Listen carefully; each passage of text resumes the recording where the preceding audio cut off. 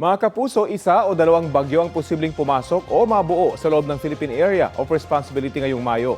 Ayon sa Pag-asa, may tsansang maglandfall ang potensyal na bagyo sa Eastern Visayas at saka tatawid hanggang Southern Luzon.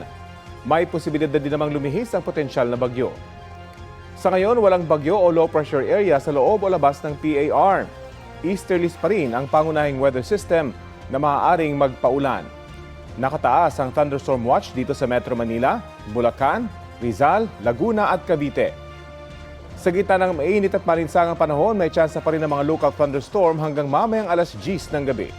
Ayon sa Pag-asa, posibleng pumalo sa danger level na 43 degrees Celsius ang heat index sa Dagupan, Pangasinan. 42 degrees Celsius naman sa Bacnotan, La Union at siyang lugar sa bansa. Extreme caution level na 41 degrees Celsius ang posibleng heat index sa Sinait, Ilocos Sur at 15 iba pang lugar. 40 degrees Celsius naman sa Pasay, Quezon City at siyam na iba pang lugar. Stay hydrated po!